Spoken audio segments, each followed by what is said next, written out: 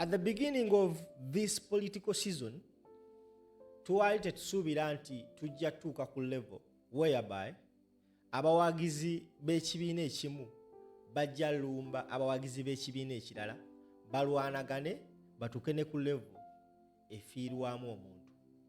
Naye kirabika tuyingidde window wekigenda okuhappeningira numerous times. The last time we saw people fighting each other, ne wabawo afa kyali mu kamyufu ka NRM. Era kyali mu district eya Ssembabule. Ssembabule is going to be talked about as the most violent district when it comes to the election period. Era mu kaluka 2021, it also happened in between the NRM leaders nga balwanagana. Abantu ne bafa. Mu kamyufu ka guno omwaka era abantu bafa. Mujjukira Rwashande ne Theodore Sekikubo we baclashinga. A person, a Ugandan citizen died. Olunaku lw'ejjo e Mawogola South mu district ye Ssembabule abesimbyewo ku kifo ky'omubaka agenda okukiikirira ekifo ekyo ekirimu right now incumbent Goreti Namuga owa National Unity Platform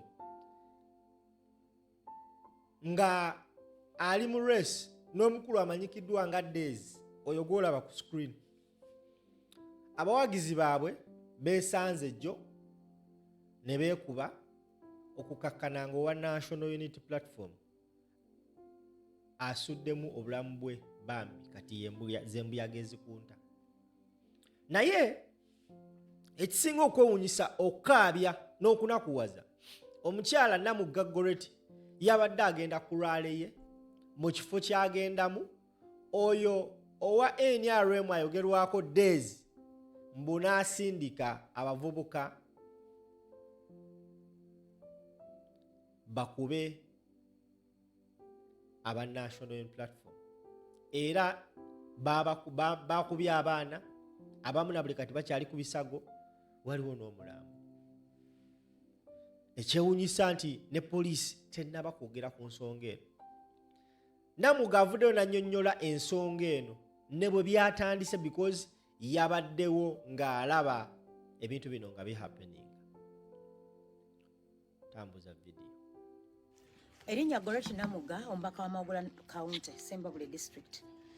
Ekisooka nsaba okwebaza bannamawogola bonna ku kyabaddewo eggulo ku kyalo kye bayita Nsumba, Kakoni ne Bukana yonna gye twabadde ku lunaku lw'eggulo nga tukuba campaign zaffe. Neebaza bannakakoni bannansumba abaavuddeyo okuwa information nga bukyali nga bazindiddwa abavubuka b'NRM abambadde kyenvu. Abavubuka bano abamu si bavubuka basajja bakulu bamusumba Ssemugema bano baakato n'abalala ganga nnene. Tuludde nga tuwa police intelligence nti Mwami Days atraininga ba kifeesi. Abo baasuubira okuteeka mu bantu bakuba emiggo singa wabaawo ekibaddewo. Si wabaawo ekibaddewo naye balumbe laale z'abantu, laale za Namuga. Kino tekisookedde ku laale zino ezange nga Namuga. Bivudde dda Mwami Days mu kaluka Ssekabiito effujjo lyakola mwaliraba. Abantu baakubwa emiggo emisayi ne giyiika.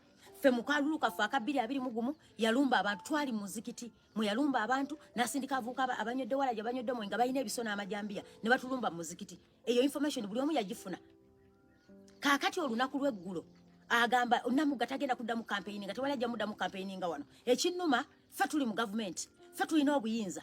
Omwami Kuteesa yatugambye tukole kyonna kye twagala, teri ayinza tukwatako. Sirowooza nti Kuteesa yatumадde okukola bino. Anifa yatugambye agenda tuwa obukuumi. Tukole byonna bye tukola kasita tuba nga tugoba wano NUP.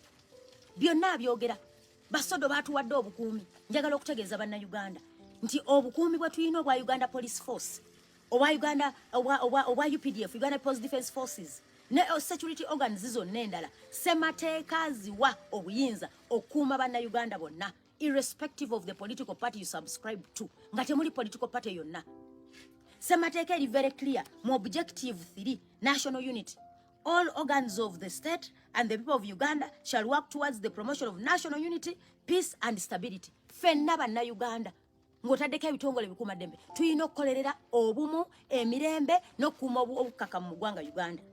ekyabaddewo ggulo okusindika abantu mu laaleezi zaffe ne bagenda ku bantu b'okukyalo ne bajjawo abaana mu byekyenvu ne bajjawo tentsi ne bazimenyamenya ne bakuba abantu b'okukyalo waliwo omwana ekakoni gwe baakubye ne bamwasa omutwe oyo simanyi oba yawonye bamutute mu ddwaliro Masaka bazadde bamutute batugamba afudde naye ekyo tetwategedde oba afudde. So njagala okutegeeza eggwanga neebaza pulezidenti waffe Kyagulanyi eyatuyigiriza okukozesa kamera yajjayo obujulizi bwonna. Mwami Deze ggulo yabadde katyaza nga gyakubye laale nga tewali amukutteko laale ze zitambula naye asindise bakifeesi batataganye laale ezannamugga kubanga baamugamba nti bajja goba NUP Ssembabule. Abantu ne bamugamba nti gwe nga waliwo wano n'okuba laale nga tetwakugoba ffe tuleke abaagala kumuwuliza tumuwulirize.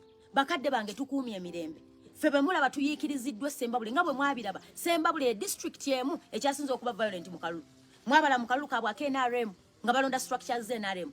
Oyo honale Banifa yennyini n'avaayo n'akaaba n'amaziga mbopa polisi batutemudde ye yennyini nga yakaaba. Saawa eno Deze bw'atugamba nti Anifa yamutuma akole effujjo mu bantu sinnakitwala nti kituufu naye ekirungi yabyeyogerera.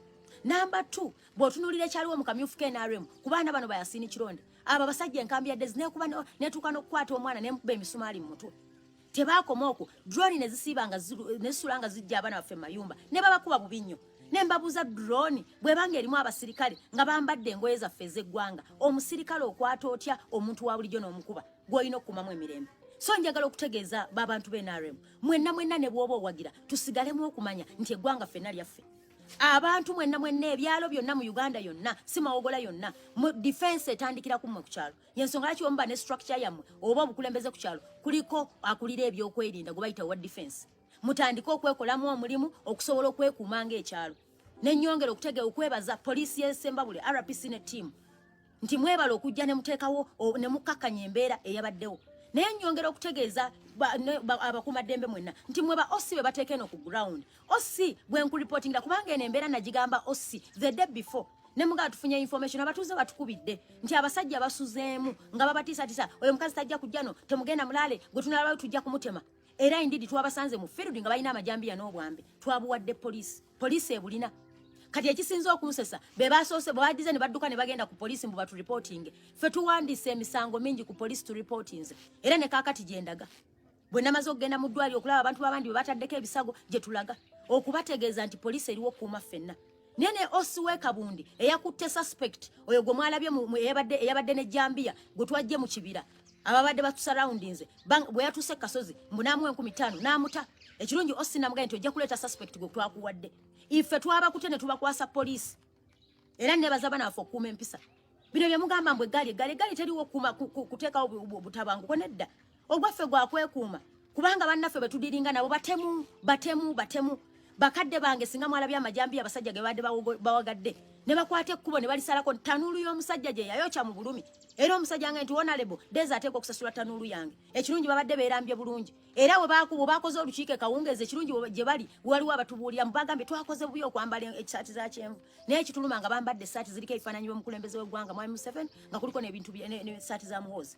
Mwami Deze twagala okukutegeeza ffe tugenda kukuuma ssemateeka era njagala okubategeeza bannamawogola bw'otuna mu duties of a citizen obuvunaanyizibwa bw'omutuuze yenna eno objective 19 duties of a citizen duty emu gye tugenda okukola ennyo to foster unity and live in harmony with others. Ekyo tugenda kikola okupromoting emirembe n'okuwangala nammwe mu mirembe naye temugenda tuyiikiriza tukuumye emirembe batukozeeko buli ffujjo byonna babikoze. So nsaba okutegeeza eggwanga ku kyabaddewo eggulo tugenda kukuuma emirembe naye tetugenda kukuuma mirembe nga bannaffe bagimenya. Tugenda ku reporting emisango gino nya tugiripootiza egimu poliisi n'etagoberera. Era singa bana abasajja b'NRM badde bakuta abanaffe abannupa bonna baali badde bafu baali basse naye ffe tetukkirizibwa kumalawo obulamu bwa muntu kuba tumanyi nti Katonda yasalawo. Naye njagala okubategeeza iffe tuli bakkiriza omutonzi waffe yasalawo 226 Katonda tasobola kulaba mbeera eno tasobola kuddira bajega tasobola kuddira abantu bamenyi b'amateeka n'abawo obukulembeze kino nkibabuulira ekyo tasobola kikola. Byonna ebyabaddewo eggulo effujjo mwakoze ku baana babannammwe omusaayi gwe mwayiye ne mukwata omwana waffe ne mufumita ekiso ne mukwata tenti z'abasajja tenti ze twapangisiza ne mukwata tenti ne muzikubakuba tenti zabadde zaffe zabadde za kyalo. So njagala okutegeeza eggwanga bye byabaddewo obutambi bwe mwalabye we are acting in self defense. Abasajja nga batulumbye naye batulumbye beeri bakubalaale batambula odezi kyakola yawaayo roadmap ye mu electoral commission roadmap gye yawaayo roadmap teyateekawo nti leero ngenda kubeera wano ye kyakola ngenda kubeera mu ggombolola eno bw'awulira nti Namuga agenda kubeera wano ng'agamba nange bwe ngenda okubeera enkeera ekyo kyakola era ekyo nakisaba ne returning officer nti lwaki takuwa program eri detailed akubule nti leero ndi ku kyalo kino leero ndi ku kyalo kino leero ndi wali ekirungi nti byonna effujja alikoze kati nze leero gye ngenda okubeera gye mbadde ngenda okubeera sikoze bwe yakedde n'alanga nti nze ngenda okubeera ne Muga agenda okole ffe tujja agenda tukolereyo olulala naye njagala obbategeeza tuli bakuumi ba ddembe tulina empisa naye tulumbiddwa ekimala ekirungi history ya Ssembabule bayakyekolamu bo bennyininyini nga NUP tebiriimu nebaza abaana baffe abakuumye emirembe nebaza abatuuze abeerwanyeeko abatuuze beerwanyeeko ne batwebaza Honorable Namuga mwebalo tutasaako abasajja mwe abagenda nga bawoni tujja babuzaawo tujja batta kati be baana baliwo ene waffe naye nsaba poliisi mukole intelligence ekizibu kye tulina baggiso baafuuka abakozi ba lugambo ba RDC omulimu gwe baalikoze okukuuma security mu kitundu ate be batula n'abenaremu okupulaninga kati batugambye nga 12 ne 13 bakalulu kaabwe kaggwa kwolo kubanga bagenda kuyoola buli gwe bamanyi atabawagira nsaba mujje mu bayoole nensaba gavumenti ezo drone ezijja nga zirimu basirikale simanyi oba kyemukola kigenda kuba kisiga mirembe ezo drone ez'abaana bambadde uniform so byebyo byabadde waffe ku lwa Katonda n'ensi yange for God and my country we shall protect our country